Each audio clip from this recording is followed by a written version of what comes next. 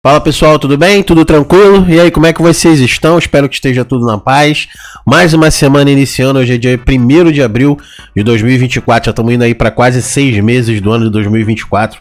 Tá voando. Bom, ontem eu fiz um post aqui de um shorts que até que pegou bastante visualização. Já tá chegando em quase 10 mil aí para um canal pequeno como o meu. Pegou bastante visualização, né? E os shorts tem essa questão de viralizar rápido quando é legal.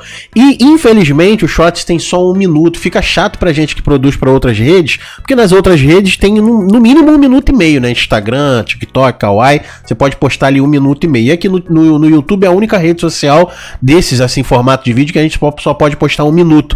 Então a edição tem que ser na unha ali, tem que ser bem, enfim, bem curta mesmo. E ficou faltando um pedaço, que é justamente o pedaço que eu vou passar para vocês agora, que é do filme Tropa de Elite 1, onde eu contei ali um pouco da história do Santana, se realmente tinha ou não tinha carburador. Então vamos ficar com o trecho em que eu não pude colocar no shorts. Vamos lá. Tem carburador ou não tem carburador? Tem carburador sim, Carburador senhor. de Santana. Sim, tenente, tem carburador. Só que esse motor aqui ele não é original, não. Ele foi trocado, hein? Olha aqui, ó, calço frouxo, pessoa de calça aqui frouxo também, tudo frouxo. Como aqui, assim ó. trocaram o motor? Alguma guarnição, vendeu esse motor novo, deixou isso aí pra Que galera da guarnição que oficina. trocou essa porra, Tião? Bom, como a gente viu aí, né, esclarecida lá a dúvida foi sanada na própria cena do filme ali. O outro mecânico, sem ser o Tião, identificou que de fato o carro teria que ter injeção eletrônica e não tinha, por conta de que alguém foi ali, surrupiou, trocou o motor, colocou o motor de Belina, né? Mas dito isso, pra produção ali do Shorts e até de outros conteúdos que eu tava buscando aqui, apareceu essa curiosidade aqui do site Minha Série e eu queria conversar com vocês a respeito dessa curiosidade, né? Conheça 15 filmes que foram proibidos no Brasil.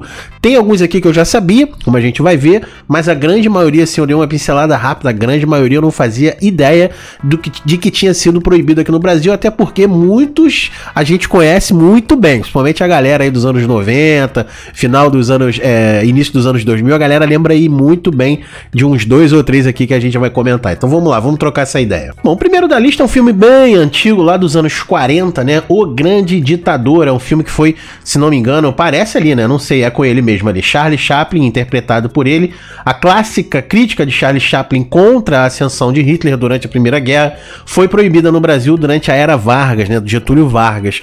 O Departamento de Imprensa e Propaganda, o DIP, considerou o filme como comunista e desmoralizador das Forças Armadas. Então realmente era um período nebuloso que a gente vivia aqui no Brasil, né? Enfim, não merece nem ser mencionado. E também fora, na Europa, enfim, no mundo todo, né? A gente estava saindo ali, ou entrando, agora eu não me lembro muito bem, da Primeira Guerra Mundial, dos prazos ali, mas eu acho que em 40 ainda estava ali com resquícios da Primeira Guerra, ou tava para começar, enfim, não vem ao caso agora que o vídeo não é sobre história, mas é um fato que o mundo inteiro estava realmente num colapso, a economia mundial estava muito mal das pernas, enfim, aqui no Brasil não foi diferente. A Era Vargas proibiu o filme de passar aqui por conta dessa questão, supostamente, de induzir ali alguma questão comunista, enfim. E esse não era vamos dizer assim, o principal motivador do Chaplin, né? Ele era, através do cinema mudo, ele fazia ali altas críticas que só depois, sempre assim, né? Só depois da sua morte é que foram perceber. Mas tá aí, O Grande Ditador, o primeiro da lista, foi proibido no Brasil. O segundo filme, A Meia-Noite Levarei Sua Alma, de 1964, do nosso querido saudoso Zé do Caixão. Após ser violentada por Zé do Caixão, uma jovem jura cometer suicídio e retornar dos mortos para levar a alma do seu agressor. O filme foi banido em alguns estados por extrema violência e por ser ofensivo ao público. O Zé do Caixão teve isso ao longo da sua carreira, né? Muitos filmes foram proibidos, tiveram censura naquela época ali, naquela era também da ditadura e tudo mais, e depois também, posteriormente, depois dessa suposta proibição aí por conta da época da ditadura que a gente vivia, ainda assim ele tinha muitos filmes perseguidos, criticados. A crítica brasileira, por exemplo, né, na sua maioria não gostava muito dos filmes, caía em cima dele, enfim, era realmente, ele cortava um dobrado, diziam que o que ele fazia não era cultura, não era cinema, e como quase sempre aqui no Brasil, depois que a pessoa morre, aí vira feriado, aí vira nome de rua, aí vira celebridade, aí foram tratar a obra dele como trash, como não sei o que, enfim, pouquíssimas foram as pessoas, pouquíssimos foram os artistas e pouca parte ali da imprensa que deu realmente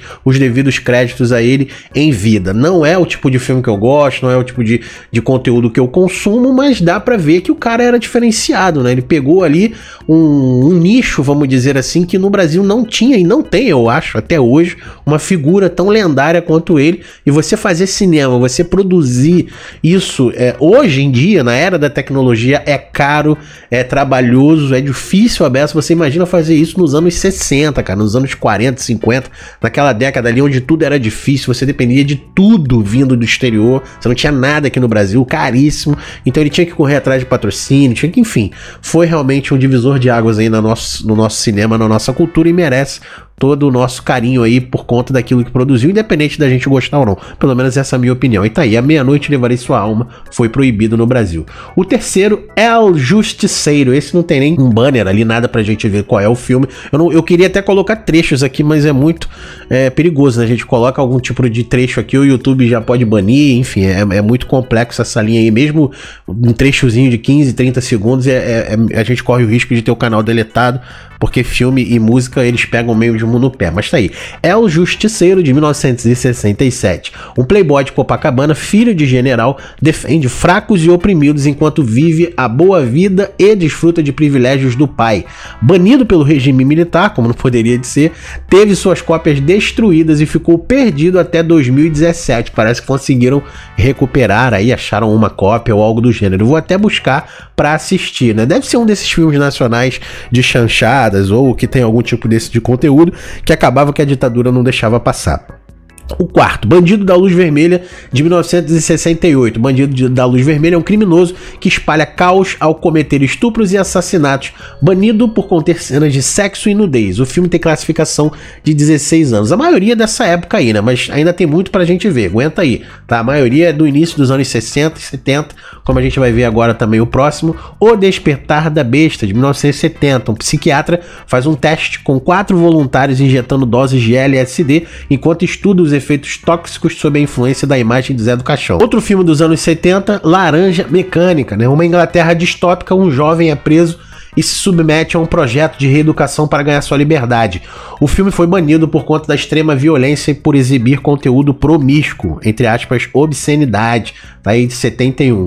Em sétimo lugar, O Último Tango em Paris. Esse filme eu lembro muito, né? Passava muito no Supercine.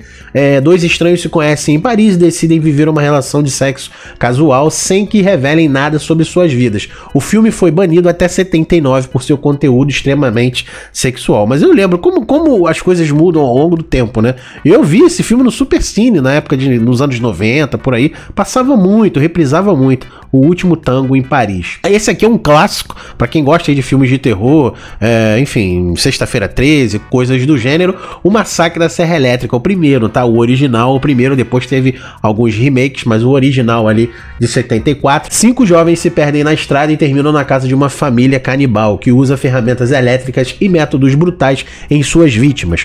Com classificação de 18 anos, o filme foi banido por conter cenas de extrema violência. Então o filme é de 74. Depois foi liberado. Eles não dizem aqui quando que foi liberado, mas eu já vi até no Space e vi o 2 também, vi os remakes. Realmente é um filme, eu acho que é um filme mais assustador do que literalmente pesado, né? A história em si é realmente assustadora. Eu não me lembro agora se foi baseado em fatos reais, eu acho que sim, né? Parece que tinha um cara lá nos Estados Unidos, num condado desse aí que, enfim, que fazia isso. Mas a história em si é uma atrocidade. Mas o filme, assim, pelo menos eu não achei muito pesado, não. Mas não sei, mas foi banido aí em 8º, Massacre da Serra Elétrica. Agora aquele que eu falei com vocês, né? Muitos de nós aqui assistiu, né? Ainda bem, podemos dizer assim.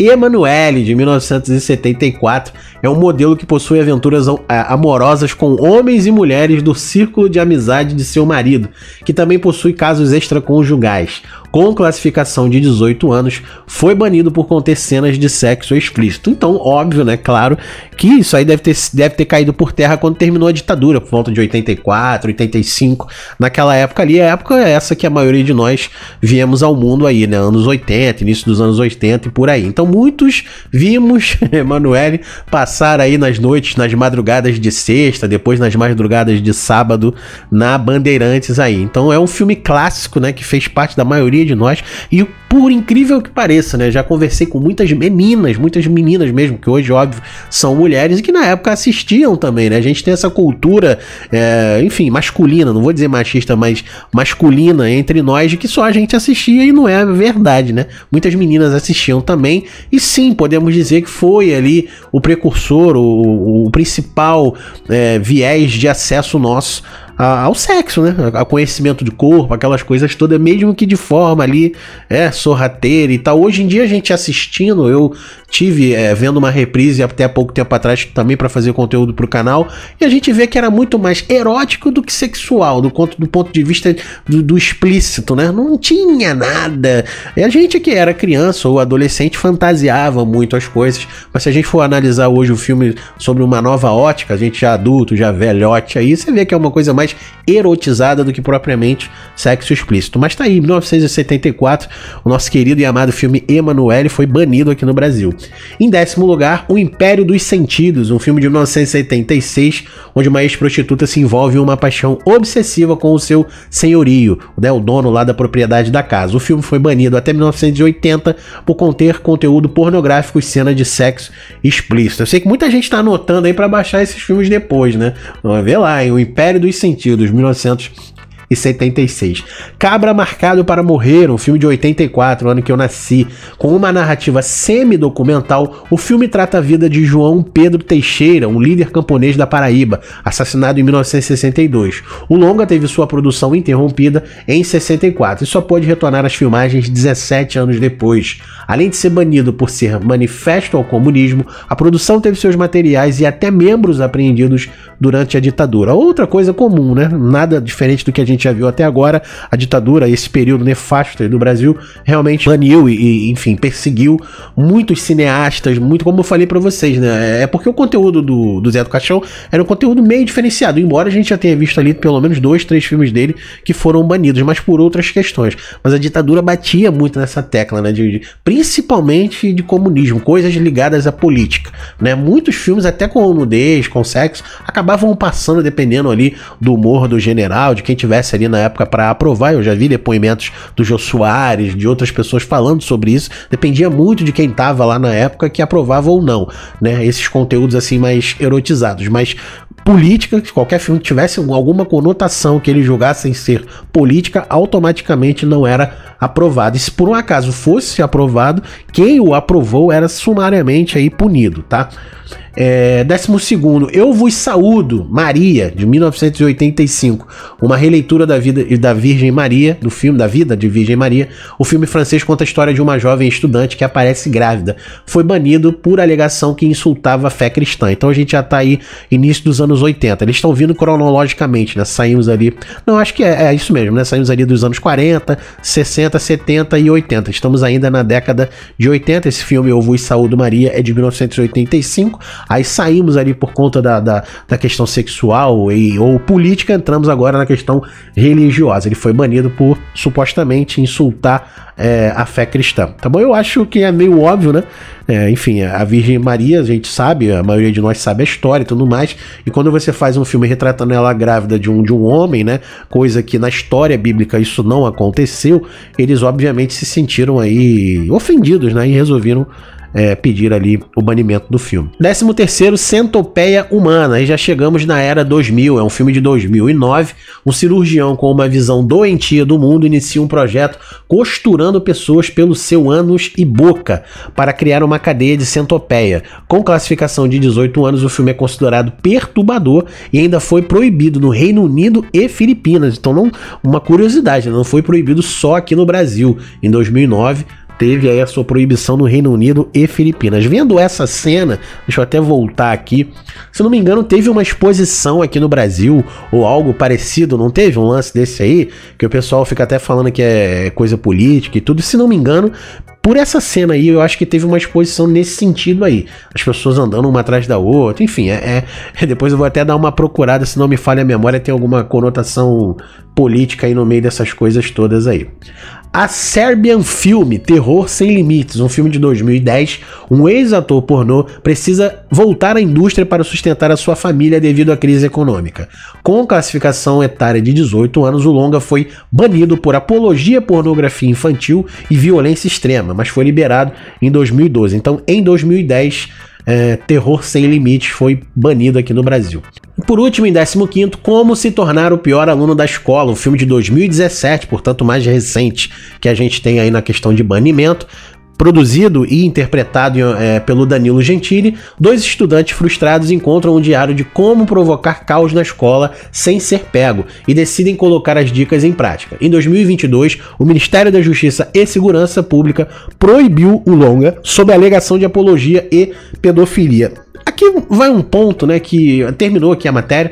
Só pra gente completar aqui, pra fechar o vídeo, aqui vai um ponto, sou de lado nenhum, de verdade mesmo, eu quero o melhor pra nós, independente de qualquer tipo de filosofia política, mas é estranho, nesse caso aqui realmente foi estranho, porque o filme foi lançado em 2017, e boa parte das pessoas que apoiavam, que até foram, né, enfim, enquanto Danilo Gentili supostamente se manifestava a favor de um lado aí que estava no poder na época, beleza, ótimo, tá tudo tranquilo, tá tudo bem. A partir do momento que ele começou a criticar, enfim, aí a coisa virou, né, e passaram a persegui-lo. Quer dizer, por que não viram isso quando o filme foi lançado, né? 5 anos depois é que foram ver que supostamente o filme ali continha cenas de pedofilia, supostamente, né, alegação de apologia, não sei o que. Então, quer dizer, fica realmente notório que era uma questão política, porque se fosse preocupação com relação a qualquer tipo de conteúdo, teria que ter sido banido, proibido, ou ter a sua classificação etária aumentada, qualquer coisa do gênero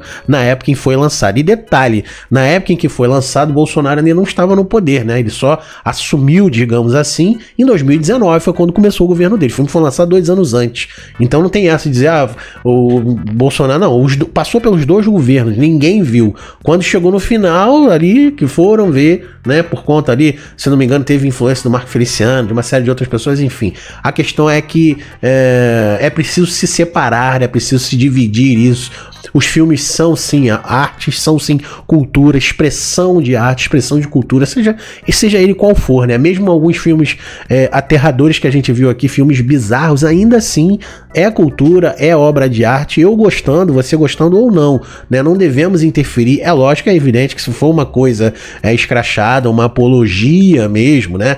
Assumida, uma coisa direcionada, você está vendo ali, aí é diferente, mas quando é uma crítica, às vezes, como eu falei no início, no primeiro filme que a gente viu do Chaplin, era uma crítica, né? Era uma crítica extrema, é notório isso. Existem várias cenas, eu não vi o filme todo, mas vários takes, várias cenas que mostram ali as críticas que ele fazia, aquela cena clássica dele, lendária, levantando o globo terrestre, mostrando enquanto o mundo tava um caos. Então, às vezes depende muito de interpretação. Então, é complicado essa questão quando política influencia na cultura, boicotando, enfim, proibindo, banindo, dependendo da situação. Eu acho que isso depende muito da interpretação de cada um e da justiça. A partir do momento que, de forma deliberada, partidos políticos ou qualquer ente federativo, presidente ou qualquer coisa do gênero começa a perseguir muito isso, é ruim para o nosso filme, para os nossos filmes, né, para o nosso cinema. E o nosso cinema ficou muitos anos aí produzindo só chanchada, só lixo, né? Diga-se de passagem. De uns anos pra cá, despontou, cresceu demais. Existem filmes maravilhosos no Brasil, produções realmente muito boas. Espero que vocês tenham gostado dessa curiosidade aí que eu trouxe. Fica aí algumas saudades, né, galera, do Emanuele e por aí vai. E é isso, 15 filmes que foram banidos, suspensos aqui no Brasil em algum momento. Fiquem com Deus, um abraço, até a próxima aí. Fui.